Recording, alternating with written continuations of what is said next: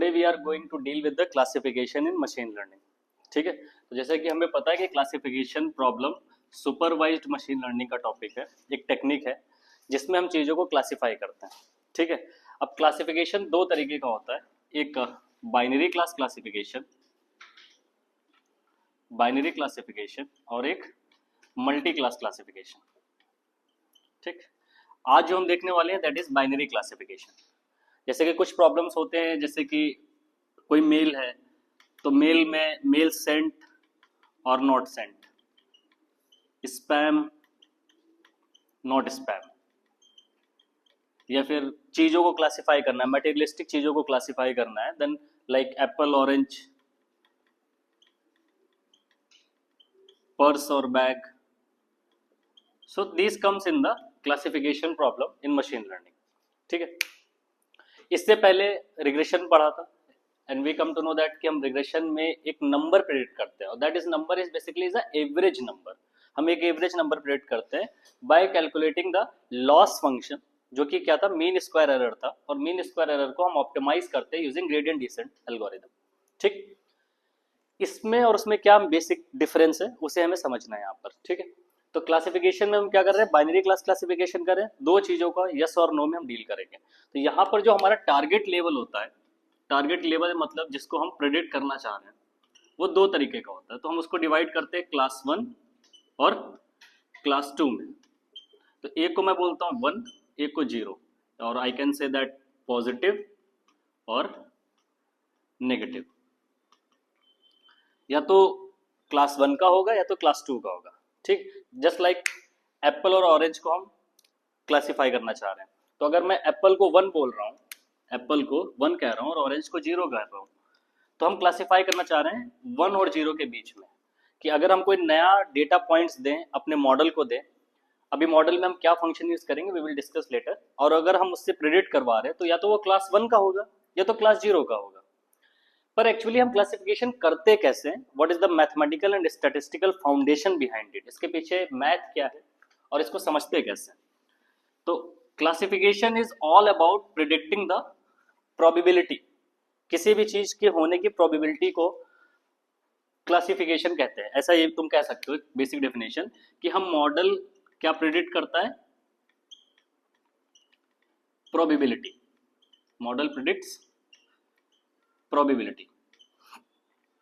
ठीक, जैसे मैंने बोला कि अगर कोई भी चीज मेरे सामने जस्ट सामने ही है तो मैं उससे क्या बोलूंगा कि उसकी 100% प्रोबेबिलिटी है।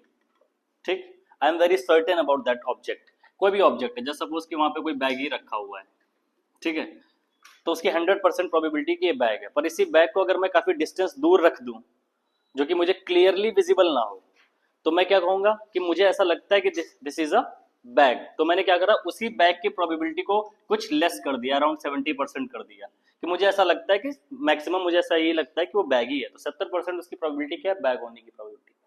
पर अगर मुझे क्लासिफाई करना है कि वो बैग ही है कि पर्स है, इन दोनों में क्लासिफाई करना है, तो मुझे एक बाउंड्री चाहिए होगी दोनों के बीच में, एक ऐसी बाउंड्री जो हमें एक हेल्प करे, जिसकी हेल्प से हम क्या बता सके कि अगर मेरी प्रोबेबिलिटी इतनी है, और वो अगर बाउंड्री को देख के हमें पता चले थ्रेशोल्ड बाउंड्री या थ्रेशोल्ड वैल्यू, जिसके ऊपर है तो ये बैग होगा, जिसके नीचे है तो ये पर्स होगा, या फिर वाइस वर्सा, कुछ भी।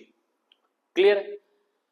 तो पहला क्वेश्चन अराइज होता है कि क्लासिफिकेशन प्रॉब्लम में हम मॉडल कैसे बनाते हैं, या फिर किस फंक्शन के थ्रू हम ये प्रोबेबिलिटी कैलकुलेट करते हैं। तो क्लासिफिकेशन में जो हम फंक्शन यूज करते हैं that is known as a logistic function, उसको हम क्या बोलते हैं, लॉजिस्टिक फंक्शन। तो थोड़ा सा हम लॉजिस्टिक फंक्शन के बारे में अभी समझेंगे। लॉजिस्टिक फंक्शन एक स्पेशल तरीके का फंक्शन है जो कि कम्स फ्रॉम सिग्मॉइड फैमिली। किस फैमिली से आता है, सिग्मॉइड फैमिली से आता है। तो कई बार इसका नाम हम क्या रखते हैं, सिग्मॉइड फंक्शन भी रख देते हैं क्लासिफिकेशन में, पर सिग्मॉइड फंक्शन एक इकलौता फंक्शन नहीं है, सेट ऑफ फंक्शंस है, इसीलिए इसको क्या बोलते हैं, सिग्मॉइड फैमिली। सिग्मॉइड फैमिली का एक स्पेशल तरीके का फंक्शन है जिसको लॉजिस्टिक फंक्शन बोलते हैं। अब होता क्या सिग्मॉइड फैमिली, जो भी कर्व तुमने अपनी लाइफ में देखे होंगे जो कि एस शेप में होते हैं, एस के शेप में हो, उनको सिग्मॉइड फैमिली बोलते हैं। वो सारे फंक्शंस को सिग्मॉइड फंक्शंस ही बोलते हैं। तो लॉजिस्टिक फंक्शन का भी कर्व कैसा होता है, एस शेप में होता है, इसीलिए वो कहाँ से आता है, सिग्मोइड फैमिली में आता है। अब हम ये देखते हैं कि सिग्मोइड या फिर लॉजिस्टिक फंक्शन किस हद कैसे प्रोबेबिलिटी कैलकुलेट करता है और कैसे चीजों को क्लासिफाई करता है, ये समझते हैं। तो पहले हम ये समझते हैं कि लॉजिस्टिक फंक्शन होता क्या है और काम कैसे करता है, इसकी मैक्सिमम वैल्यू क्या है और मिनिमम वैल्यू क्या है, और चीजों को क्लासिफाई करने के लिए डिसीजन बाउंड्री कैसे बनाते हैं। क्लियर। लॉजिस्टिक फंक्शन का फॉर्मूला अगर हम बताएं तो logistic function that equal to 1/1 plus e to the power minus x minus alpha upon gamma. ठीक, ये इसका जनरल फॉर्मूला है लॉजिस्टिक फंक्शन का। Logistic function equal to 1/1 plus e to the power minus x minus alpha upon gamma. Alpha और gamma क्या है मैं भी बताऊं। ठीक है, अगर इसको प्लॉट करूं तो इसका प्लॉट किसी भी फंक्शन को अगर अच्छे से समझना ना तो उसको प्लॉट करके ही देखना चाहिए। तो इसका एस शेप में प्लॉट आता है। ठीक है,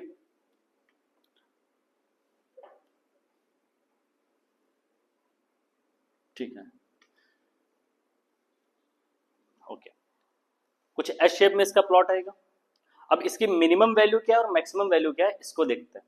तो मिनिमम वैल्यू अगर इस फंक्शन की मैं प्रेडिक्ट करना चाहूं तो क्या ये इसकी मिनिमम वैल्यू फंक्शन कितनी दे सकता है, 0। मैक्सिमम वैल्यू कितनी दे सकता है, 1, प्रोबेबिलिटी 1। और प्रोबेबिलिटी भी किस रेंज में लाई करती है, 0 और 1 के बीच में। तो इसको प्रूफ अगर हम करें तो ये x क्या है, हमारा इनपुट है, x इज इनपुट। ठीक, इसका जनरलाइज्ड या फिर मोस्ट वाइडली यूज जो फंक्शन का फॉर्मूला है वो इस तरीके से लिखते हैं 1/1 plus e to the power minus x, ऐसे लिखते हैं। ठीक, अगर मैं x की सबसे छोटी वैल्यू लेता हूं, x की सबसे छोटी वैल्यू क्या हो सकती है, -∞। सबसे छोटी वैल्यू इनपुट को मैं सबसे छोटा क्या मान सकता हूं, जनरलाइज वे में -∞। अगर इस वैल्यू को यहां पे पुट करूंगा तो क्या बन जाएगा, 1/1 plus e to the power plus infinity. e to the power infinity, किसी की पावर इन्फिनिटी क्या होता है, इन्फिनिटी होता है। तो 1/1 प्लस इन्फिनिटी 1/∞, और 1/∞ क्या होता है, 0। तो किसी भी छोटी वैल्यू पर ये जो फंक्शन है वो सबसे छोटी वैल्यू क्या प्रेडिक्ट कर सकता है, 0। ओके, और अगर x की वैल्यू इनपुट मेरा बहुत बड़ा हो तो क्या हो सकता है, max to max plus infinity. तो प्लस इन्फिनिटी पे इसकी वैल्यू क्या आएगी, 1 plus e to the power minus infinity. e to the power minus infinity की वैल्यू 0 होती है, तो क्या बन जाएगा, 1/1 इक्वल टू 1। तो इस फंक्शन की मिनिमम वैल्यू 0 होगी और मैक्सिमम वैल्यू 1 होगी। Clear, minimum value 0, maximum value 1। ठीक, और प्रोबेबिलिटी की भी रेंज क्या होती है, प्रोब की भी रेंज क्या होती है, 0 से 1। इसका मतलब ये जो फंक्शन है हमारा लॉजिस्टिक फंक्शन, इसको कैसा भी इनपुट आप दो वो वैल्यू क्या प्रेडिक्ट करेगा, 0 और 1 के बीच में जो मुझे चाहिए। क्लियर, लेकिन ये 0 और 1 के बीच में मान लो 0.7 प्रेडिक्ट करता है, तो हम क्लासिफाई कैसे करें कि वो 0 क्लास को बिलोंग कर रहा है या क्लास 1 को बिलोंग कर रहा है, क्लास 2 को बिलोंग कर रहा है। क्लास 1 को मान लिया, मैंने क्या बोला था, मैं इधर लिख देता हूं एक बार, क्लास 1 और क्लास 2। क्लास 1 को मैं बोलता हूं पॉजिटिव क्लास और इसको नेगेटिव क्लास।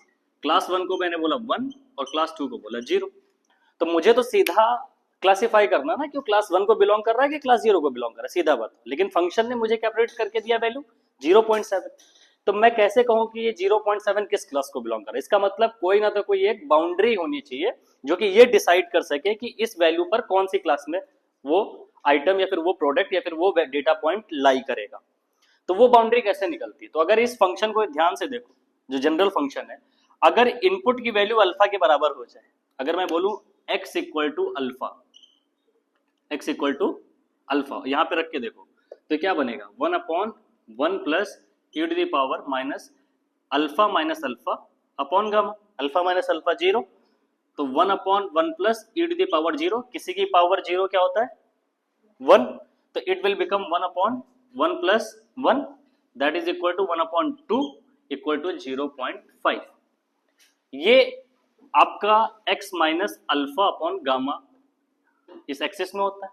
इसका मतलब जब x की वैल्यू अल्फा होगी तो आपकी वैल्यू क्या आएगी, 0.5।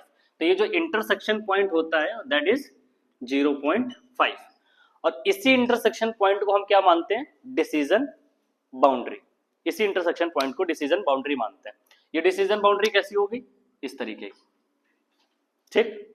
तो अब इसके ऊपर जो कुछ भी होगा हम उसको क्या मान लेंगे, किस क्या मान लेंगे, 1। और इसके जो कुछ भी नीचे वैल्यू आएगी उसको क्या मान लेंगे, 0। तो मतलब अगर मेरा फंक्शन, लॉजिस्टिक फंक्शन जो कि क्या कैलकुलेट करता है, प्रोबेबिलिटी, तो अगर मान लो मैं कहता हूं कि प्रोबेबिलिटी मैं कैलकुलेट करा रहा हूं पॉजिटिव क्लास के लिए, पॉजिटिव क्लास का मतलब 1, जब कोई डेटा पॉइंट लेता हूं स्मॉल x, अगर उसकी वैल्यू ग्रेटर और इक्वल टू 0.5 के आती है तो मैं क्या बोलूंगा, तो मेरा मॉडल क्या प्रेडिक्ट करेगा, वो किस क्लास को बिलोंग कर रहा है, 1 को ही बिलोंग करेगा, ठीक। अगर मैं प्रोबेबिलिटी कैलकुलेट कर रहा हूं, एक्चुअल क्या है 1 किसी डेटा पॉइंट के लिए x, और अगर वो लेस देन 0.5 आएगी तो मॉडल क्या प्रेडिक्ट करेगा, उसकी value 0। So this is how decision boundary acts here in classification. Clear? तो क्लासिफिकेशन में हम लॉजिस्टिक फंक्शन का यूज करते हैं टू प्रेडिक्ट द प्रोबेबिलिटी, किसी भी जो भी मान लो एप्पल वर्सेस ऑरेंज है, जो भी हमारा क्लास डेटा पॉइंट्स है उनको क्लासिफाई करने के लिए हम उसकी प्रोबेबिलिटी को प्रेडिक्ट करते हैं। पर प्रोबेबिलिटी को प्रेडिक्ट करने के बाद वो किस क्लास को बिलोंग करेगा उसके लिए हम किसकी हेल्प लेते हैं, एक लॉजिस्टिक फंक्शन की हेल्प लेते हैं, सॉरी डिसीजन बाउंड्री की हेल्प लेते हैं।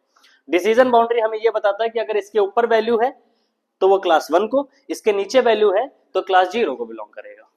This is all about logistic function, ठीक। तो हम इस फंक्शन को किस में रखेंगे, अपने मॉडल में रखेंगे।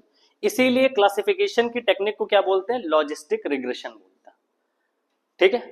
क्या बोलते हैं, लॉजिस्टिक रिग्रेशन, क्योंकि मॉडल के अंदर कौन सा फंक्शन यूज हो रहा है, लॉजिस्टिक फंक्शन, लेकिन इसमें एक वर्ड और ऐड हुआ है, रिग्रेशन।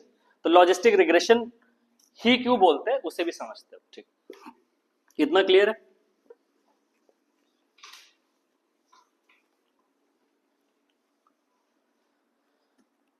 हमारी टेक्निक का नाम क्या है, लॉजिस्टिक रिग्रेशन। तो रिग्रेशन में हमने देखा था हम क्या फिट कर रहे थे, स्ट्रेट लाइन, यही तो फिट कर रहे थे। और लॉजिस्टिक का मतलब हम कौन सा फंक्शन यूज कर रहे हैं, लॉजिस्टिक फंक्शन यूज कर रहे हैं। और वहां पे कौन सा फंक्शन यूज कर रहे थे, स्ट्रेट लाइन फंक्शन यूज कर रहे थे। तो इस टेक्निक का मतलब इन दोनों का कॉम्बिनेशन हो गया। तो हमारा जो मॉडल बनता है क्लासिफिकेशन में, the model which we use to create to classify the items, उसमें हम लॉजिस्टिक फंक्शन में स्ट्रेट लाइन को भी इंक्लूड करते हैं। और क्यों करते हैं उसे भी समझेंगे। तो हमारा जो फॉर्मूला बनता है मॉडल का, F omega B, parameters omega और बी आपके क्या है, पैरामीटर्स, ओमेगा क्या वेट और बी क्या है बायस, वो क्या बनेगा 1/1 plus e to the power minus, यहां पर हम स्ट्रेट लाइन को इंट्रोड्यूस कराएंगे, that is omega transpose X vector plus B, y is equal to mx plus c। तो ये स्ट्रेट लाइन हो गया, means to say that regression problem. और पूरा ये क्या है, लॉजिस्टिक फंक्शन, पूरा क्या है, लॉजिस्टिक फंक्शन। तो ये मॉडल हमारा क्लासिफिकेशन या फिर लॉजिस्टिक रिग्रेशन में यूज होता है। अच्छा, ये क्यों यूज किया, रिग्रेशन में what we are used to do, हम क्या करते हैं, we are trying to predict a number, हम एक नंबर प्रेडिक्ट करते हैं। तो यहां पर भी हम क्या कर रहे हैं, यहां पर भी तो एक नंबर ही तो प्रेडिक्ट कर रहे हैं, 0 से 1 के बीच में नंबर ही तो प्रेडिक्ट कर रहे हैं। पर वहां पर क्या होता था कि रेंज नहीं होती थी, वो कुछ भी नंबर प्रेडिक्ट कर सकता था 1 से बड़ा। जैसे house price prediction problem solve किया होगा तो प्राइस क्या 0 से 1 के बीच में रहेगा, नहीं, वो कुछ भी नंबर हो सकता है।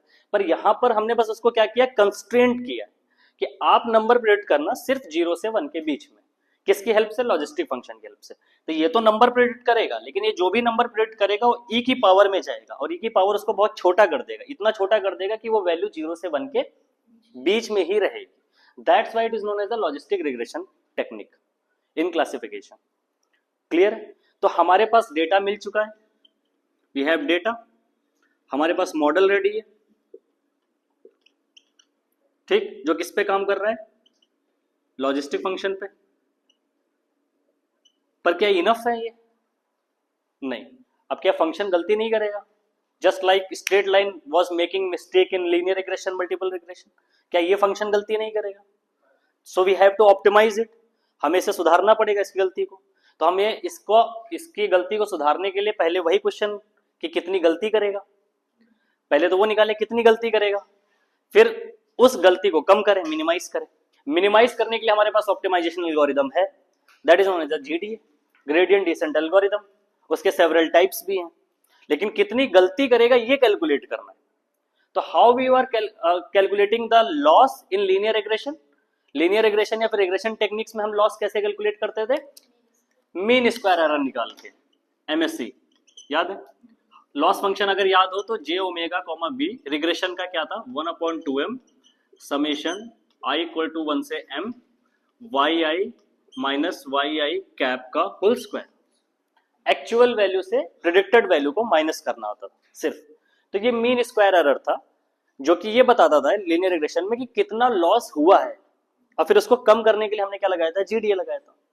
पर सेम यहीं पर है, डेटा मिल गया, मॉडल मिल गया, मॉडल आराम से वैल्यू हमारी 0 से 1 के बीच में दे रहा है, और 0 से 1 के बीच में वैल्यू को हम एक डिसीजन बाउंड्री की हेल्प से ये भी बता सकते हैं कि किस क्लास को बिलोंग कर रहा है, 1 को बिलोंग कर रहा है, 0 को बिलोंग कर रहा है। पर अगर ये गलती करेगा तो कैसे करेगा और कितनी करेगा, हम कैसे कैलकुलेट करें। ऑप्टिमाइजेशन तो बहुत दूर की बात है, जीडीए तो हम लगा ही लेंगे, लेकिन how much error, how much loss this model is going to do, clear. तो उसके लिए क्या मैं मीन स्क्वायर एरर यहां पे लगा सकता हूं टू कैलकुलेट द लॉस, तो answer is no, we can not use mean square error here to calculate the loss done by the model in classification problem. Classification problem में कोई भी model कितनी गलती करता है उसको कैलकुलेट करने के लिए हम मीन स्क्वायर एरर का यूज नहीं कर सकते। मीन स्क्वायर एरर बहुत ही जनरलाइज्ड मेथड है, बहुत ही सिंपलिस्टिक मेथड है जो कि रिग्रेशन में यूज होता है सिर्फ, क्लियर है। तो हम यहाँ पे कौन सा लॉस यूज करने वाले हैं, that is known as a log loss function. किसको, इसको बोलते हैं लॉग लॉस फंक्शन, ठीक। Another name is binary cross entropy loss, another name is binary cross entropy loss. इस फंक्शन का यूज हम करेंगे टू कैलकुलेट द लॉस। अब इसी फंक्शन का हम क्यों यूज करेंगे, ठीक। Why we can not use mean square error, मैंने ये तो बोल तो दिया कि मीन स्क्वायर एरर का हम यूज नहीं कर सकते, पर कोई मेरे पास प्रूफ है कि आई कैन नॉट यूज, ठीक है। तो हमें ये समझना है कि हम क्यों नहीं मीन स्क्वायर एरर का यूज कर सकते to calculate the loss in classification technique, clear है। तो अगर थोड़ा सा हम पीछे जाएं और समझें कि रिग्रेशन टेक्निक में हमने जब लॉस कैलकुलेट किया था तो कैसे कैलकुलेट किया था और उसमें जीडीए कैसे अप्लाई किया था, तो थोड़ा सा रिग्रेशन का रिकैप लेते हैं, ठीक है। याद करो, रिग्रेशन में क्या था, आपके पास डेटा था, क्लियर है। आपने डेटा किसको दिया, मॉडल को दिया। मॉडल किस फंक्शन पे काम कर रहा था, y equal to omega transpose x plus B, straight line पे काम कर रहा था, y equal to mx plus C पे काम कर रहा था। इसी को आप f ओमेगा बी भी बोल देते हो, ठीक। यहां से आपका क्या आता था, प्रिडिक्टेड वैल्यू y कैप आता था। फिर आपने लॉस फंक्शन बनाया j ओमेगा कॉमा बी, वो क्या बन गया 1/2m, मतलब मीन, ये मीन है इसीलिए इसका नाम क्या था, मीन स्क्वायर एरर, और Y i minus Y I cap का होल स्क्वायर, ठीक है। इसकी हेल्प से आप एवरेज लॉस निकाल सकते हैं। देखिए आपका मॉडल एवरेज लॉस कितना कर रहा है, फिर आप उसको मिनिमाइज करते थे, तो मिनिमा ढूंढना पड़ता था, तो मिनिमा पॉइंट पे पहुंचना है ना, तो मिनिमा ढूंढना पड़ता था। तो हम उसके लिए क्या यूज कर रहे थे, कैलकुलस। हम उसका ग्रेडियंट निकालेंगे, ग्रेडियंट से चेक करेंगे कि मिनिमा कहां पर है। तो याद करो, अगर उसका विजुअलाइजेशन हमने जब किया था इस लॉस फंक्शन का जे ओमेगा कॉमा बी, और मान लो एक ही पैरामीटर लेता हूं मैं ओमेगा, तो हमारा कर्व कैसे आया था, convex function, pure convex function आया था। तो हमें इजीली पता था कि ये क्या है हमारा मिनिमा। मिनिमा पर स्लोप कितना होता है, 0, क्योंकि यहाँ पे क्या बन रहा है, एंगल कोई है ही नहीं। स्लोप का मतलब एक्स एक्सिस से कितना एंगल पैरेलल है, तो यहाँ पे स्लोप कितना है, 0।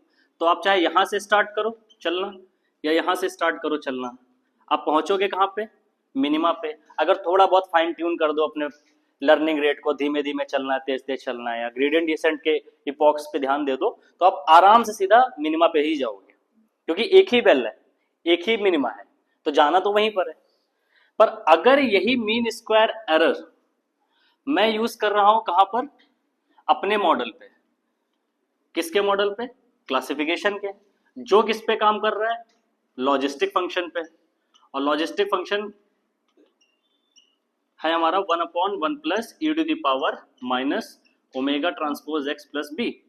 इस पे अगर इसके आउटपुट का लॉस कैलकुलेट करूंगा मीन स्क्वायर एरर से, तो ये जो फंक्शन प्लॉट करते हैं that will not be convex, तो ये हमें नॉन कॉन्वेक्स फंक्शन मिलेगा, non convex function. That is the main problem कि नॉन कॉन्वेक्स फंक्शन मिलता है। नॉन कॉन्वेक्स फंक्शन का मतलब क्या हो गया, सेवरल मिनिमा, मतलब बहुत सारे मिनिमा होंगे उसमें, लोकल मिनिमा, ग्लोबल मिनिमा तो एक ही होता है हर जगह, खूब सारे लोकल मिनिमा भी होंगे। तो आपका फंक्शन कैसा दिखेगा, कुछ इस तरीके से, इस तरीके से मान लेता हूं। तो यहां पर ये भी तो मिनिमा है, ये भी मिनिमा है, ये ग्लोबल मिनिमा है। अगर आप मान लीजिए इधर से चलना स्टार्ट कर दो तो ठीक ही है, लेकिन if you are working starting from here here here, तो आप हो सकता, मोस्टली चांसेस है, मैक्सिमम प्रोबेबिलिटी है कि आप किसी लोकल मिनिमा पे स्टक कर जाओगे। तो मीन स्क्वायर एरर अगर हमारे क्लासिफिकेशन मॉडल पे लगाता हूं जो कि वर्क करता है लॉजिस्टिक फंक्शन पे, तो वो हमें कैसा प्लॉट देता है या कैसा फंक्शन आता है हमारा, non convex function. That is not good for gradient descent algorithm. तो अभी हमें ये समझना है ऐसा क्यों हो रहा है, यही समझना है, that is the main thing. कि अगर तुमसे कोई पूछे इंटरव्यू में भी क्वेश्चन पूछे कि मीन स्क्वायर एरर आप नहीं यूज करते हो, आप लॉग लॉस यूज करते हो, आप भी binary cross entropy loss use करते हो, sparse cross entropy loss use करते हो, मीन स्क्वायर क्यों नहीं करते हो, तो आप ये बोल दोगे नॉन कॉन्वेक्स फंक्शन बनाता है। तो उसने अगर क्वेश्चन पूछ लिया क्यों बनाता है, कैसे बनाता है, can you prove it, that is the main question. तो लेट्स प्रूव इट कि हम नॉन कॉन्वेक्स फंक्शन कैसे हमें मिलता है।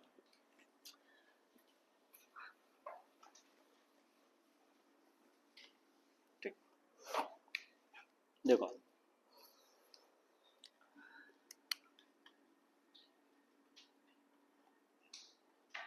एक मैट्रिक्स है, ये देखो, मान लो कि सिंपल मैट्रिक्स ए, ठीक, और एक और मैट्रिक्स है जिसको मैं बोलता हूं एच, ठीक। इन दोनों मैट्रिक्स में क्या डिफरेंस है, ये मैट्रिक्स सिर्फ किसको अपने अंदर रखती है, first partial, first order partial derivatives को, ठीक। फर्स्ट ऑर्डर पार्शियल डेरिवेटिव का मतलब सिर्फ एक ही बार differentiation, del by del x, del by del y, del by del z, second order नहीं, ठीक। ये मैट्रिक्स कंसिस्ट करती है सेकेंड ऑर्डर पार्शियल डेरिवेटिव्स। जैसे मान लो कोई फंक्शन x और y का है, तो कैसा दिखेगा, del by del x square, कोई भी फंक्शन है f, del by del x into del y, del f लगा, f by del y into del x, और del f by del y square. ये इसमें सब सेकंड ऑर्डर है, सब दो में चल रहा है, दो बार डिफरेंशिएशन हो रहा है, हर जगह दो बार डिफरेंशिएशन हो रहा है, ठीक। इसमें कोई फंक्शन बना लो जिसमें सिर्फ सिंगल सिंगल लिख दो, ठीक। इतना क्लियर है, कोई दिक्कत तो नहीं एवरीवन। जैसे मान लो कि सिंपल से मैं ऐसे लिख देता हूँ, del by del x, del by del y, del f f f by del y और del by del f by del x, ठीक। ऐसे लिख देता हूँ, कुछ भी लिख देता हूँ। पार्शियल, तो इसमें सब क्या है, फर्स्ट ऑर्डर पार्शियल डेरिवेटिव्स है, इसमें क्या है, सेकंड ऑर्डर पार्शियल डेरिवेटिव्स। ऐसी मैट्रिक्स जो अपने अंदर सेकंड ऑर्डर पार्शियल डेरिवेटिव्स को रखता है, ऐसे मैट्रिक्स को बोलते हैं हेशियन मैट्रिक्स। अच्छा, ये मैं जो भी पढ़ा रहा हूँ इसे ये मत भूल जाना, मैं ये समझा रहा हूँ कि नॉन कॉन्वेक्स कैसे आएगा, ठीक है। I am trying to tell you that how we are getting non convex function when we are using mean square error in classification problem. ठीक, तो इसको समझने के लिए हमें थोड़ी सी मैथ पता होनी चाहिए, तो मैथ समझा रहा हूँ। और मेनली हमें क्या पता होना चाहिए, हेसियन मैट्रिक्स पता होना चाहिए। ठीक, अच्छा हेसियन मैट्रिक्स क्या होती है, और बहुत ही स्पेशल मैट्रिक्स है मशीन लर्निंग और डीप लर्निंग एआई में। ये मैट्रिक्स बताती है कर्वेचर को, किसको, कर्वेचर ऑफ अ फंक्शन, किसी भी फंक्शन का कर्वेचर बताती है। क्लियर, कर्व कैसे बनाएगा उसको बताने का काम ये करती है, कर्वेचर को। और हम क्या यूज कर रहे हैं, मीन स्क्वायर एरर, कहां, लॉजिस्टिक फंक्शन में। तो हेसियन मैट्रिक्स कैलकुलेट करूं तो वो उसका कर्वेचर बता देगी, और बता देगी कि नॉन कॉन्वेक्स आएगा। तो हमें क्या कैलकुलेट करना है, hessian matrix of a mean square error for a logistic function. तो वो क्या बता देगी, नॉन कॉन्वेक्स फंक्शन। थोड़ा सा कॉम्प्लेक्स है ये, you have to calculate lots of derivatives. अगर एक्स और वाई ही है, और मान लो तुम्हारे में तो बहुत सारे फीचर्स होंगे, x1 x2 x3 x4, तो करना मुश्किल हो जाएगा। ठीक है, इतना क्लियर। ये क्या बताती है, कर्वेचर ऑफ अ फंक्शन। क्या कहती है सुनो, अगर हेसियन मैट्रिक्स के अंदर की वैल्यूज सारी पॉजिटिव हैं, क्या है, पॉजिटिव एंड सेमी डेफिनिट। अगर हेसियन मैट्रिक्स की सारी वैल्यूज पॉजिटिव और सेमी डेफिनिट हैं, तो वो कैसा फंक्शन बनाएगी, convex. Means to say that मैं ऐसे लिख सकता हूं, h ग्रेटर देन और इक्वल टू 0, हम अभी आऊंगा सेमी डेफिनिट पे, h ग्रेटर देन और equal to, sorry h greater than 0 पर पॉजिटिव एंड सेमी डेफिनिट। और अगर हेसियन मैट्रिक्स की वैल्यूज निगेटिव आती है तो वो क्या बनाएगी, नॉन कॉन्वेक्स फंक्शन। ठीक है, क्लियर है। और अगर हेसियन मैट्रिक्स की वैल्यूज 0 आ जाए तो इस पॉइंट पे कुछ नहीं बनाते, इस पॉइंट को बोलते हैं inflection, inflection point. Clear, this point is known as a inflection point. Clear, तो अब हमें क्या प्रूफ करना है कि जब कभी भी हम मीन स्क्वायर एरर का फंक्शन यूज करते हैं लॉजिस्टिक के लिए, तो उसकी हम क्या कैलकुलेट करेंगे, हेसियन मैट्रिक्स, और वो क्या आएंगे, सारी नेगेटिव, तभी तो नॉन कॉन्वेक्स बनेगा। अगर हम ऐसा कर सकते हैं, प्रूफ कर दिए, तो नॉन कॉन्वेक्स फंक्शन। और अगर ग्रेटर देन 0 आई तो कॉन्वेक्स फंक्शन। तो अगर आप मीन स्क्वायर एरर कैलकुलेट करते हो रिग्रेशन में, जहां पे कौन सा फंक्शन यूज होता है, स्ट्रेट लाइन, उसके लिए अगर हेसियन मैट्रिक्स कैलकुलेट करोगे तो सारी वैल्यूज क्या आएंगी, पॉजिटिव, तभी तो कॉन्वेक्स फंक्शन बनेगा। 0 बहुत रेयर केस में आएगा। तो मैं इसको एक एग्जाम्पल के थ्रू समझा देता हूँ। जैसे मान लो तुम कार चला रहे हो, कॉन्वेक्स फंक्शन क्या है, कर्व ही तो है इससे। मान लो तुम, ये तुम्हारी रोड है, कर्व, और तुम अपना प्राइवेट जेट लेके घर जा रहे हो, कार नहीं आज तक बनानी आई मेरे को, तभी नहीं खरीद पा रहा हूँ। यहाँ पर मान लो ये कर्वेचर रोड है, कर्व रोड है, और तुम इस पे कार लेके जा रहे हो। तो तुम जब इस पॉइंट पे पहुंचे हो जहां से कर्व स्टार्ट होगा, ठीक है, तो वहां पे तुम इसका पूरा फंक्शन बनाओगे, अगर बना सकते हो तो। उसका आप क्या निकालोगे, first order derivatives. First order derivatives actual होता क्या, ग्रेडियंट ही तो होता है। फर्स्ट ऑर्डर डेरिवेटिव तो ग्रेडियंट होता है ना, del J by del omega, del J by del B, उसी को तो ग्रेडियंट बोलते हैं। और सेकंड ऑर्डर डेरिवेटिव क्या होता है, हेसियन होता है। तो फर्स्ट ऑर्डर, अच्छा ये तो मैंने बता दिया कि सेकंड ऑर्डर डेरिवेटिव क्या होता है, कर्वेचर ऑफ अ फंक्शन, कि कॉन्वेक्स होगा, नॉन कॉन्वेक्स होगा या इन्फ्लेक्शन होगा। फर्स्ट ऑर्डर डेरिवेटिव क्या बताता है, डायरेक्शन। ग्रेडियंट क्या बताता है, डायरेक्शन, किस डायरेक्शन में चेंज मैक्सिमम है। तो इस रोड पे जिस पे आप कार को मूव कर रहे हो, उस पे अगर आप फर्स्ट ऑर्डर डेरिवेटिव निकालोगे तो आपको पता चल जाएगा कि स्टीयरिंग किधर मोड़नी है। ये पता चलेगा, डायरेक्शन पता चलेगी, स्टीयरिंग मोड़नी किधर है। ये क्लियर है।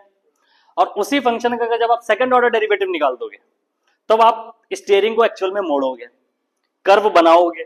अभी तो आपको पता है कि इधर मोड़नी, पर आपने स्टीयरिंग मोड़ी नहीं है ना, अब आप मोड़ोगे। तो जैसे अगर मैं बोल रहा हूं कि मुझे यहां कर्व बनाना है, तो मुझे पहले तो पता चलना चाहिए ना किधर को मोड़ना, किधर को बनाना है कर्व। तो मैं क्या, कैसे पता करूंगा, ग्रेडियंट से। और फिर उसके बाद सेकंड ऑर्डर डेरिवेटिव निकाल के मैं आराम से मोड़ दूंगा कर्व को, कितना मोड़ना है, तो कर्वेचर बन गया। कर्वेचर कौन बताता है, हेसियन। ये तो क्लियर हो गया। First order derivative will tell you the direction, second order derivative आपकी स्टीयरिंग जो होगी, आप उसको मोड़ोगे, आपको कर्वेचर मिल जाएगा। ठीक, इन्फ्लेक्शन पॉइंट क्या होता है, जब आप गाड़ी को मोड़ दोगे और जब आपका कर्व खत्म होगा, वो कुछ सेकंड के लिए पॉइंट आता है ना, जब कर्व खत्म होता है तो आप स्टीयरिंग पूरी मोड़ चुके होते हो और फिर एकदम से छोड़ देते हो स्टीयरिंग, तो वो उल्टा घूमेगी राइट की तरफ। मान लो कि लेफ्ट को कर्व है तो तुमने लेफ्ट को पूरी स्टीयरिंग घुमाई, फिर जब कर्व खत्म हुआ तुमने स्टीयरिंग छोड़ के पूरी स्टीयरिंग अपने आप ही राइट को घूमी, उल्टा घूमी। तो वो जो पॉइंट होता है जिस पॉइंट पर आप स्टीयरिंग को छोड़ते हो, that moment is a inflection. वो पॉइंट को बोलते हैं एक्चुअली में, वहां पे फंक्शन कैसा है, स्ट्रेट लाइन है। तभी तो स्ट्रेट लाइन बनेगा जब स्टीयरिंग छोड़ोगे, लेफ्ट से राइट तक के बीच का जो डिफरेंस है वो स्ट्रेट लाइन ही तो आप समझ में आया क्लियर, इस एग्जांपल से समझ में आ गया कि first order derivative will tell you the direction, second order derivative will tell you the curvature. और इन्फ्लेक्शन पॉइंट मिल रहा है तो एक ऐसा पॉइंट जहां पर फंक्शन स्ट्रेट लाइन के लिए होता है पर बहुत ही शॉर्ट इंटरवल ऑफ टाइम, बहुत ही छोटे समय के लिए होता है, ये याद रखना। तो ये तो हमें नहीं चाहिए, ये क्लियर है, स्टीयरिंग वाले से तो समझ में आ जाना चाहिए, कार वाले से। तो अगर मैं इतना जो बकवास करी है इसको अपने क्लासिफिकेशन प्रॉब्लम पर लाते हैं। तो क्लासिफिकेशन प्रॉब्लम में हमने हमारा मेन प्रॉब्लम क्या था कि हम मीन स्क्वायर एरर को नहीं यूज कर सकते क्लासिफिकेशन में। हम कौन सा यूज कर रहे हैं, लॉग लॉस। क्यों नहीं यूज कर सकते, क्योंकि मीन स्क्वायर को एरर को अगर हम यूज करेंगे तो वो हमें क्या देगा, नॉन कॉन्वेक्स फंक्शन, और अगर हम लॉग लॉस को यूज करेंगे तो हमें देगा कॉन्वेक्स फंक्शन। और कॉन्वेक्स फंक्शन मिलेगा तो आराम से हम जीडीए लगा सकते हैं, क्योंकि एक ही ग्लोबल मिनिमा होगा, आराम से मिनिमम वैल्यू पे चला जाएगा, मिनिमम एरर मिल जाएगा, हमारा काम खत्म हो जाएगा, दैट्स ऑल। तो इसके आप सेवरल प्रूफ्स हैं, आप कर सकते हो। मीन स्क्वायर एरर की आप से वो निकालो हेसियन मैट्रिक्स, और फिर प्रूफ करो कि हेसियन मैट्रिक्स पॉजिटिव और सेमी डेफिनेट है। अच्छा, पॉजिटिव और सेमी डेफिनेट में एक वर्ड है पॉजिटिव, जो कि तुम लोग रहते हो, और सेमी डेफिनेट एक वर्ड होता है डेफिनेट, और एक होता है सेमी डेफिनेट। ठीक, डेफिनेट का मतलब हो गया बिल्कुल सर्टेन, पॉजिटिव और डेफिनेट डिफाइंड है वहां पर, लेकिन सेमी डेफिनेट का मतलब है पॉजिटिव तो होगी पर डिफाइंड नहीं उस इंटरवल में कि क्या होगी। समझ में आया, क्लियर है। निगेटिव और सेमी डेफिनेट, निगेटिव तो निगेटिव ही हो गया, निगेटिव डेफिनेट और निगेटिव सेमी डेफिनेट, और इन्फ्लेक्शन पॉइंट। तो आपको हेसियन मैट्रिक्स निकालना है। हेसियन मैट्रिक्स का मतलब आपको सेकंड ऑर्डर डेरिवेटिव्स निकालने हैं सारे, उसके मैट्रिक्स बनानी है, और फिर मैट्रिक्स के सारी वैल्यूज पॉजिटिव होनी चाहिए तो वो कॉन्वेक्स फंक्शन, सारी वैल्यूज नेगेटिव तो नॉन कॉन्वेक्स फंक्शन, जीरो तो इन्फ्लेक्शन पॉइंट। क्लियर है। अच्छा, मान लो कि तुमने मैट्रिक्स बना भी ली, कैसे भी, तुमने फंक्शन लिखा, ये सब कैलकुलेट किया, मैट्रिक्स बना ली। अब इसको, इस मैट्रिक्स को प्रूफ कैसे करोगे कि पॉजिटिव है, तो कोई टेक्निक होनी चाहिए ना कि मैट्रिक्स की सारी वैल्यूज पॉजिटिव ही होंगी, ये भी तो प्रूफ करना पड़ेगा ना हमें। तो ये इसमें एक थियरम आती है मैट्रिक्स में, वो ये कहती है कि कोई भी मैट्रिक्स ए, कोई भी matrix A will be positive, वो पॉजिटिव होगी अगर कोई भी वेक्टर जेड, कोई भी एक वेक्टर ले आओ Z, belongs to real space of N dimensional space, N dimensional real space को बिलोंग करता है। कोई भी मैट्रिक्स ए, हमारे केस में कौन है, एच, ये पॉजिटिव होगी अगर कोई भी vector Z belongs to R N, Z transpose A into Z is positive, ये पॉजिटिव होना चाहिए। ठीक, Z transpose A into Z वो पॉजिटिव होना चाहिए। अगर वो पॉजिटिव है, ये वैल्यू पॉजिटिव है, तो ए भी पॉजिटिव है। क्लियर है, नहीं क्लियर? ठीक, अब तुम्हें करना क्या है, हेसियन मैट्रिक्स निकालो, फिर कुछ भी जेड मान लेना, Z transpose H into Z greater than और इक्वल टू 0 आना चाहिए। तो अगर ये चीज तुम लॉग लॉस के लिए करोगे तो जानते हो कैसा आएगा, ये जब मल्टीप्लाई करोगे तो यहाँ जेड ट्रांसपोज लिखोगे, यहाँ पे तुम्हारी कोई भी मैट्रिक्स आएगी, मान लो एक्स ट्रांसपोज एक्स आ गई इंटू एक्स इंटू जेड। ठीक, अच्छा, एक्स ट्रांसपोज एक्स कहां से आया, ये क्वेश्चन माइंड में रखो अभी। ठीक, अगर ये मान लो ये तुम्हारी हेसियन मैट्रिक्स की वैल्यू आई एक्स ट्रांसपोज एक्स, और तुमने क्या रखा, Z transpose into x transpose into x into Z, इसको मल्टीप्लाई करो। तो ये तो याद है ना, ए बी का ट्रांसपोज क्या होता था, बी ट्रांसपोज ए ट्रांसपोज उल्टा होता है, ठीक। तो इसको मैं क्या लिख सकता हूं, जेड ट्रांसपोज एक्स ट्रांसपोज लिखा है, तो पूरा का ट्रांसपोज ले लो, तो ये क्या बन जाएगा, एक्स इंटू जेड का ट्रांसपोज, ये तो बनेगा। और बचा आखिरी में क्या, एक्स जेड, तो एक्स इंटू जेड, तो एक्स जेड का ट्रांसपोज इंटू एक्स जेड, तो मतलब हो जाएगा एक्स जेड का स्क्वायर मॉड स्क्वायर, क्योंकि दो मैट्रिक्स आपस में मल्टीप्लाई होंगे तो स्क्वायर ही तो होंगी, क्योंकि ये इसका ट्रांसपोज है तो एलिमेंट बाय एलिमेंट ही तो मल्टीप्लाई हो रहा होगा, तो स्क्वायर हो जाएगा। अब कितनी भी निगेटिव वैल्यू हो, स्क्वायर हो गया है, तो उसके अंदर सारी वैल्यूज क्या होंगी, पॉजिटिव होंगी। इसका मतलब ये जो मैट्रिक्स एक्स ट्रांसपोज एक्स है, जिसको मैंने हेसियन बोला है, वो क्या है, पॉजिटिव है। और ये मैं ये जानता हूँ कब आती है, ये जब आती है mean square error in straight line. जब आप मीन स्क्वायर एरर कैलकुलेट करते हो स्ट्रेट लाइन मतलब रिग्रेशन के लिए, और उसके लिए हेसियन मैट्रिक्स निकालोगे, तो एक्स ट्रांसपोज एक्स आती है। तो देखो पॉजिटिव आ गई, तो क्या बनाएगा, कॉन्वेक्स फंक्शन। तो इसीलिए mean square error straight line में कॉन्वेक्स फंक्शन बनाता है। क्लियर है? तुम चाहो तो इसको और भी प्रूफ कर सकते हो, ठीक है, मैं क्वेश्चंस दे दूंगा, ठीक है, हिंट के साथ में। तुम्हें प्रूफ करना है कि mean square error will not form convex function या non convex function for logistic function. तो तुम्हें मीन स्क्वायर एरर लगाना है लॉजिस्टिक फंक्शन पे, और फिर उसकी हेसियन मैट्रिक्स निकालनी है, और फिर ऐसे मल्टीप्लाई करना है, और फिर तुम्हें दिखाना है वो लेस देन 0 आएगा, और फिर तुम्हें निकालना है log loss function logistic function के लिए, और फिर उसकी हेसियन मैट्रिक्स निकालनी है, और फिर ये मल्टीप्लाई करना, और फिर देखोगे क्या आएगा, ग्रेटर देन 0 आएगा, मतलब कॉन्वेक्स फंक्शन बना। You have to prove both the questions. Clear है? इतनी इन डेप्थ नॉलेज होनी चाहिए, I believe that in machine learning, not upper कि हाँ बस लॉजिस्टिक फंक्शन में लॉग लॉस यूज करते हैं, क्यों यूज करते हैं पता नहीं, थोड़ा बहुत तो चलो पता भी कर लिया कि कॉन्वेक्स नॉन कॉन्वेक्स क्यों बनाएगा। दैट्स वाई मैथ और स्टैट इतना इंपॉर्टेंट है, और this is all about linear algebra, ये लीनियर अलजेब्रा का सारा पार्ट है, ठीक है, वेक्टर स्पेसेस का पार्ट है। अब ये बोलोगे सर जेड कहाँ से आया, मत पूछना, ठीक है, फिर बहुत इन डेप्थ जाना पड़ेगा लीनियर अलजेब्रा में कि जेड कहाँ से आ रहा है, ये कहाँ से आ रहा है, क्यों मल्टीप्लाई कर, अब इसका भी तो प्रूफ करना पड़ेगा ना। अगर मेरे को, मैंने ये भी तो मान लिया कि ग्रेटर देन 0 होगा तो पॉजिटिव होगा, तो इसको भी तो प्रूफ करूं मैं फिर कि ये होगा तब भी सारी वैल्यूज पॉजिटिव होंगी, तो फिर वो पूरा ये होगा कि लीनियर अलजेब्रा का कोर्स स्टार्ट कर दे। तो अगर तुम्हें ये फिर भी करना है लीनियर अलजेब्रा का, तो मैंने एक चैनल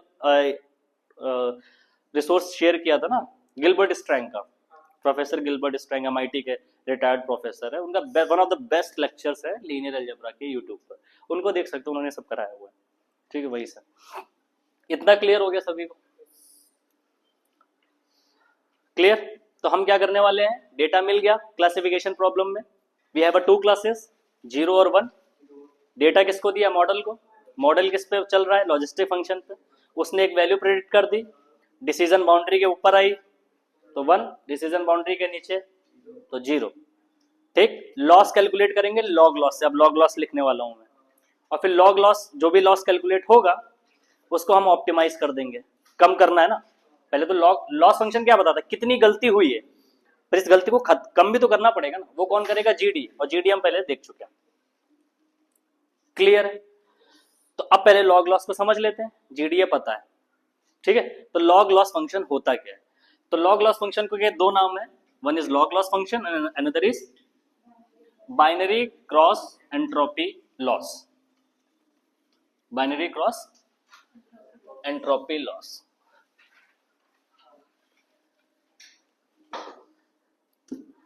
लॉग लॉस फंक्शन लिखो, लॉग लॉस,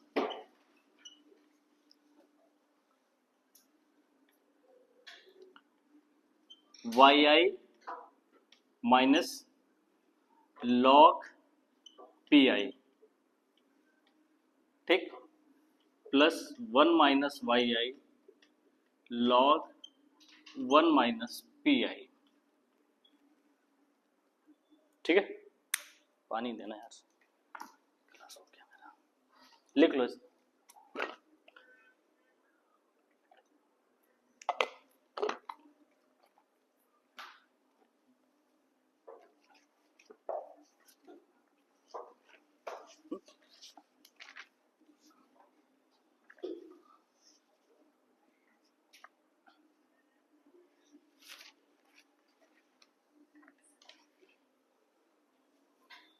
क्लियर है?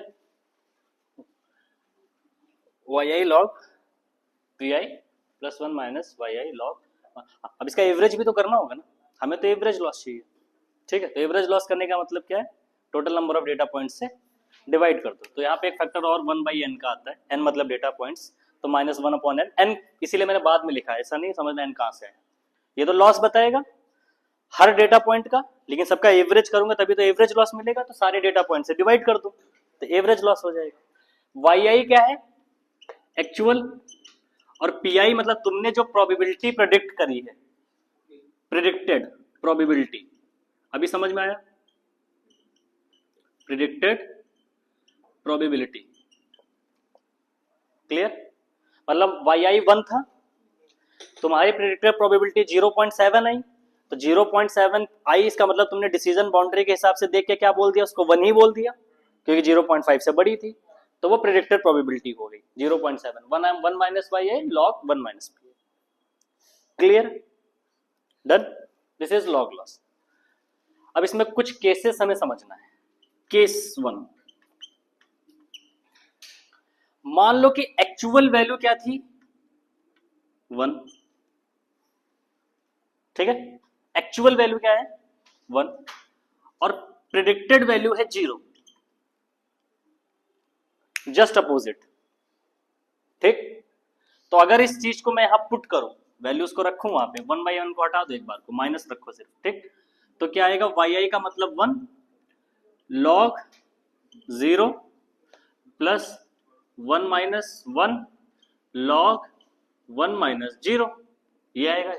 इसको देख लो, माइनस 1 log 0 का मतलब minus infinity, plus 1 minus 1 0 something 0 तो 0, minus minus plus plus infinity, समझो इधर, प्लस इंफिनिटी का मतलब मैक्सिमम एरर, और मैक्सिमम एरर हुआ ही है, था 1 प्रेडिक्ट कर दिया तुमने 0, था तो 1 और तुमने प्रेडिक्ट कर दिया 0, तो इसका मतलब ये सबसे मैक्सिमम एरर हो सकता है, तो मैक्सिमम एरर की वैल्यू क्या हो सकती है, प्लस इंफिनिटी, दैट्स इट। इसका अपोजिट करके देख लो, केस 2, अगर yi 0 था और pi को 1 कर दिया, तो वैल्यू क्या आएगी, माइनस yi मतलब 0 log 1 plus 1 minus 0 log 1 minus 1 equal to minus 0 0 plus log 0 equal to minus infinity, minus minus plus infinity, फिर से प्लस इन्फिनिटी। क्लियर? क्योंकि था क्या, 0, प्रेडिक्ट करके तुमने क्या बता दिया उसको, 1, जस्ट अपोजिट कर दिया, इसका मतलब मैक्सिमम एरर है उसमें, तो क्या आ गया, प्लस इन्फिनिटी। दूसरा केस, अच्छा वाला, yi 1 और pi भी 1, तो लॉस कितना होना चाहिए, 0 होना चाहिए, क्योंकि है ही नहीं, लॉस कुछ है ही नहीं, 1 था और 1 ही तो बताया, तो करके देख लो इस फॉर्मूले से, yi का मतलब 1 log 1 plus 1 minus 1 log 1 minus 1, log 1 की वैल्यू 0, तो 1 इंटू 0 प्लस 0, 0 प्लस 0 0, तो एरर कितना है, 0। तो ऐसा समझ लेना कि इक्वेशन ऐसे हवा में उड़ के आ गई है, ठीक है? प्रूफ करना पड़ता है, सोच समझ के बनाया जाता है, ठीक है?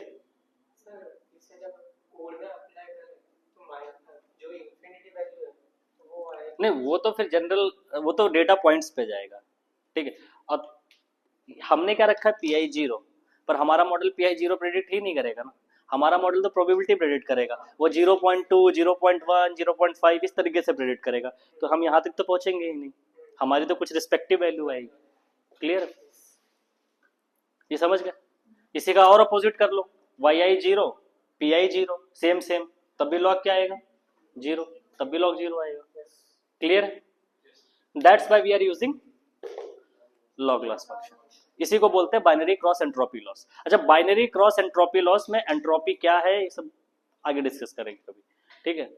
एंट्रोपी क्या होती है, फिजिक्स में एंट्रोपी क्या होती है, रैंडमनेस, ठीक है, फ्लो ऑफ टाइम। इतना क्लियर है? तो मेरे हिसाब से तुम्हारे पास डेटा आ चुका है जो कि तुम कहीं से भी कॉपी मार दोगे, मॉडल बन चुका है लॉजिस्टिक फंक्शन जो कि वैल्यू किसके किसके बीच में देता है, 0 और 1 के बीच में। तुम्हारे पास बाउंड्री भी है 0.5 पे, प्रोबेबिलिटी तुम निकाल लोगे मॉडल से, बाउंड्री देख के बता दोगे किस क्लास को बिलोंग करता है। एरर कितना किया, गलती कितनी करी, लॉग लॉस से निकाल लोगे। अब इस गलती को कम करना है तो कौन हेल्प करेगा, जीडीए, ग्रेडियंट डिसेंट एल्गोरिथम। तो जीडीए हम पढ़ चुके हैं, जीडीए इस पे लगा दोगे तो ऑप्टिमाइज हो जाएगा। इतना क्लियर है? That is all about binary class classification. पर इसमें एक चीज अभी मिसिंग है, that is matrix evaluation. Matrix classification की अलग होती है। जैसे मान लो कि पर्स को उसने बैग बोल दिया, अब बैग को पर्स बोल दिया, तो कितना एक्यूरेसी है उस मॉडल की। जैसे मान लो कि 100 पर्स थे और 20 बैग थे, 100 पर्स में उसने 90 को तो पर्स ही बोला लेकिन 10 को तो बैग बोल दिया ना, ऑप्टिमाइजेशन करने के बाद भी, तब भी तो इसका मतलब फिर भी एक्यूरेसी तो कम कुछ घटेगी ना। तो how we use to calculate the accuracy, how we used to calculate the evaluation matrix. Evaluation matrix is the set of statistical techniques. Statistics के कुछ मेथड्स हैं जिससे किसी भी मॉडल की कितने अच्छे से काम कर रहा है, how actually good it is working, वो बताने का काम करता है इवैल्यूएशन मैट्रिक्स। जिसमें हम अभी देखने वाले कंफ्यूजन मैट्रिक्स, रिकॉल और बैलेंस्ड एक्यूरेसी। प्रिसिशन अपन स्कोर बाद, ठीक है? इतना पहले मैं समझना है। इतना क्लियर अभी नहीं समझ में आएगा? अब इतना क्लियर है? वो मैथ वाला पार्ट ना समझ में आए तो स्किप कर देना, क्योंकि अभी मैंने प्रूफ तो कराया नहीं, लेकिन इतना इन डेप्थ नॉलेज होनी चाहिए। अभी समझना, it's not all about just importing model from a library. आखिरी में तो वही करना है, आखिरी में एसजीडी क्लासिफायर, इंपोर्ट फ्रॉम स्केलर, ठीक है, वहां से इंपोर्ट करा लेना, डेटा दे देना है, उसमें पहले से ही लॉग लॉस लिखा हुआ है, बाइनरी क्रॉस एंट्रोपी उसमें आएगा, तुम डाल देना, ठीक है, वो अपने आप ही कर देगा। एक्यूरेसी के लिए उसमें F1 प्रिसिशन सबका पहले से लिखा है, इंपोर्ट करा लेना, वो कर देगा, ठीक है, ये क्लियर है?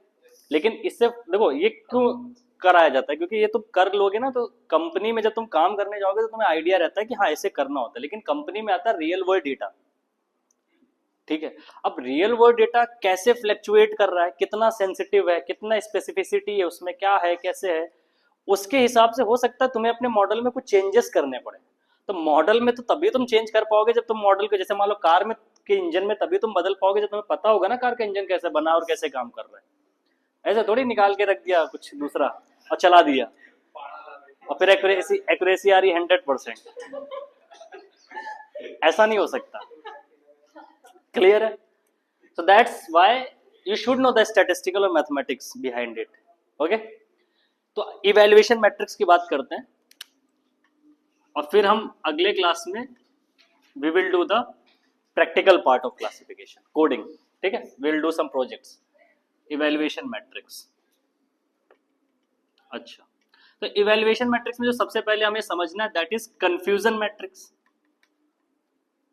अब ये कंफ्यूजन मैट्रिक्स क्या है, मतलब मॉडल कंफ्यूज हो गया, सीधी बात है, पर्स को बैग बोल दिया, बैग को पर्स बोल रहा है, कुछ भी बोले जा रहा है, ठीक है, मेल को फीमेल, फीमेल को मेल बोल रहा है, ठीक है, कंफ्यूज हो रखा है। तो कैसे बनती है ये 2x2 की मैट्रिक्स बनेगी, ये तो क्लियर है कैसे, क्योंकि आपके दो ही तो आउटपुट हो सकते हैं, या 0 और 1, और उसको प्रिडिक्ट भी ये क्या कर सकता है 0 और 1, तो 0 1 ऊपर 0 1 नीचे, 2 कॉलम 2 रो, तो क्या बनेगी 2x2 की मैट्रिक्स बनेगी। तो कैसे बनती है, बना हाथों से ऐसे, ठीक, इधर लिखते हैं कंफ्यूजन मैट्रिक्स, प्रेडिक्टेड, और इधर क्या लिखते हैं एक्चुअल, ठीक, मतलब एक्चुअल क्या था, तुमने प्रेडिक्ट क्या किया। मान लो एक्चुअल, तो प्रेडिक्ट भी तुम क्या कर सकते हो 1 और 0, और एक्चुअल भी क्या है 1 और 0। तो मान लो वो 1 ही था और तुमने 1 ही प्रेडिक्ट किया, तो ये बॉक्स, ठीक, वो 0 था पर तुमने प्रेडिक्ट क्या किया 1, तो गलत हो गया। तो यहाँ पर ये वाला बॉक्स क्या बताएगा, वो था 1 और तुमने क्या प्रेडिक्ट किया 0। ये वाला बॉक्स क्या बताएगा, था क्या 0 और तुमने क्या प्रेडिक्ट किया 0। तो इनके कुछ नाम्स हैं, इनके कुछ नेम्स हैं, वो समझो। 1 1 और 1 को मैंने क्या बोला था, केस 1 को मैंने बोला था पॉजिटिव, मतलब 1 को, और नेगेटिव को क्या बोला था 0। क्लियर। तो 1 का मतलब पॉजिटिव, अब प्रेडिक्ट भी सही किया, इसीलिए इसको बोलते हैं टीपी, ट्रू पॉजिटिव, मतलब पॉजिटिव और वो भी ट्रू, मतलब सही काम हुआ है, ट्रू पॉजिटिव। तो ये क्या बन जाएगा 0 0 वाला, ट्रू निगेटिव, निगेटिव था और ट्रू भी है, मतलब सही प्रेडिक्ट किया, true negative, true positive, true negative. Clear है। ये क्या बनेगा, यानी गेस 0 था, निगेटिव, हाँ, लेकिन प्रेडिक्ट क्या कर दिया 1, तो मतलब ट्रू नहीं हो सकता, फॉल्स। तो था तो निगेटिव, तो फॉल्स निगेटिव, ये क्या बन जाएगा फॉल्स निगेटिव। याद करने के तरीके बनाएगा बस, ठीक। और ये क्या बन जाएगा फॉल्स पॉजिटिव, उल्टा फॉल्स पॉजिटिव। डन। क्लियर है। टीपीएफएन एफपीटीएन, इतना डन है। True positive, false negative, false positive और true negative. This is known as a confusion matrix, you can plot it. अब जैसे जैसे तुम डेटा सेट में प्लॉट करोगे ना, तो कैसे बन के आएगी, कुछ इस तरीके से नंबर्स लिख के आएंगे इसमें। मान लो 10 20 30 40, मतलब 10 एक्चुअल को एक्चुअल प्रेडिक्ट किया है, 20 मतलब जो जीरो वाले थे उनको सही, 40 मतलब जो जीरो थे उनको 40 को, उन मतलब 40 ऐसे आइटम थे जो जीरो थे और जीरो ही प्रेडिक्ट किया, लेकिन 30 ऐसे आइटम थे जो कि थे 1 पर उसने प्रेडिक्ट 0 किया, और 20 ऐसे आइटम थे जो कि थे 0 लेकिन उसने प्रेडिक्ट 1 किया। तो इससे तुम्हें आइडिया लग जाएगा देख के ही कि कितने नशे में हमारा मॉडल। अगर ये वैल्यूज ज्यादा आई, ये वैल्यूज अगर ज्यादा आई और ये वैल्यूज कम आई तो गड़बड़ है। इसीलिए इनको बोलते हैं डिजायरेबल, क्योंकि हमें यही चाहिए, इसे बोलते हैं डिजायरेबल वैल्यूज या डिजायरेबल थिंग्स। और इनको क्या बोलते हैं अनडिजायरेबल, ये हमें कम चाहिए। क्लियर है। डिजायरेबल वैल्यूज और अनडिजायरेबल वैल्यूज। डन। तो अब तुम्हारे पास डेटा है, तुरंत उसका कंफ्यूजन मैट्रिक्स बना के एक आइडिया तो मार ही सकते हो कि मॉडल ने कितनी हेलुसिनेशन किया है, कितनी गलती करी उसने। ठीक है, लेकिन इसे एक्यूरेसी थोड़ी पता चली, ये तो पता चला कि मॉडल ने कहां कहां पे किसको क्या बोल दिया है। ठीक है, एक्यूरेसी का मतलब होता है कि एक्यूरेसी का सिंपल डेफिनेशन क्या है कि मॉडल कितने अच्छे से काम कर रहा है। 90% मतलब मॉडल 90% तरीके से अच्छे से काम कर रहा है, यही ना। तो अच्छा कौन है, टीपी और टीएन। तो TP plus TN upon total outcomes accuracy. तो टोटल मतलब TP plus TN plus FP plus FN, ये फॉर्मूला होता है एक्यूरेसी का क्लासिफिकेशन के। सिंपल फॉर्मूला है, आ रहा है समझ में, कि TP plus TN upon total. TP का मतलब सही एकदम, पॉजिटिव वाले को पॉजिटिव को, टीएन का मतलब निगेटिव वाले निगेटिव को, और अपॉन टोटल। तो इससे एक्यूरेसी पता चल जाएगी, क्योंकि इसके नीचे कुछ गलत वाले भी हैं तो कम भी कर देगा एक्यूरेसी, 100 से कम कर देगा तो एक्यूरेसी मिल जाएगी। पर यहाँ पर एक फ्लॉ है, बहुत बड़ी गलती है। क्या गलती है, इम्बैलेंस डेटा सेट पे काम नहीं करेगा। नाइस। इम्बैलेंस डेटा सेट का मतलब क्या है, ये एक्यूरेसी का जो फॉर्मूला है हमें ये नहीं कैलकुलेट करना होता क्लासिफिकेशन पर स्टार्टिंग यहीं से होती है। ये फॉर्मूले में एक फ्लॉ है। अगर डेटा इम्बैलेंस्ड है, जैसे मान लो कि पर्स और बैग, पर्स है आपके 95% और बैग कितने 5%, मतलब डेटा सेट ही ऐसा है, एक तरीके से बायस डेटा है पर्स की तरफ, मतलब मैक्सिमम है ही पर्स ही है। अब अगर इसकी एक्यूरेसी निकालोगे तो अगर वो मैक्सिमम सबसे ज्यादा क्या ही प्रेडिक्ट करेगा, पर्स ही तो प्रेडिक्ट करेगा। तो हो सकता है वो बैग 5% थे तो उनको गलत भी कर देगा, तब भी तो 90, अगर मान लो सिर्फ वो पर्स को 95 को 95 सबको सही कर दे और इनको 5 को गलत भी कर दे, तो उसकी फिर भी एक्यूरेसी कितनी रहेगी 95% रहेगी, जो कि गलत है ना, क्योंकि बैग को तो उसने सबको गलत कह दिया। सीधी बात है, नहीं समझ में आया। 95% क्या है पर्स, 5% क्या है बैग, सबसे ज्यादा कौन है? पर्स। तो मॉडल किस पे फोकस करेगा? पर्स पे। तो अगर वो 95% पर्स को पर्स ही बोल दे और 5% बैग को भी पर्स बोल दे, बैग ना बोले, उल्टा गलत बोल दे, तो पर्स के लिए तो सही बोला ना उसने, 5% लोगों के लिए तो गलत बोला, तो उसकी एक्यूरेसी कितनी बनी? 95%। तो मॉडल की एक्यूरेसी कितनी आई? 95%। दैट इज टू हाई, पर एक्चुअल में उसने बहुत गलत काम किया है। अरे ये कम थे क्या, तुमको लात मार दोगे? ऐसा थोड़ी है। 5% थे और तुमने 5% को निग्लेक्ट कर दिया, तो इम्बैलेंस डेटा सेट में ये गलती आएगी, क्योंकि ऊपर कौन है? ट्रू पॉजिटिव और ट्रू निगेटिव, ये प्रॉब्लम है। तो हमें क्या चाहिए? नई एक्यूरेसी का फॉर्मूला, उसे बोलते हैं बैलेंस्ड एक्यूरेसी। ये इम्बैलेंस डेटा सेट पे काम नहीं करती, लेकिन अगर इम्बैलेंस डेटा सेट नहीं है, इसीलिए आप ध्यान में रखो, ऐसे नहीं जस्ट इंपोर्ट कर दिया कॉपी पेस्ट। अरे एक बार चेक तो कर लो बैलेंस्ड है कि नहीं है, इम्बैलेंस्ड है। अगर इम्बैलेंस्ड है then go for with the balanced accuracy.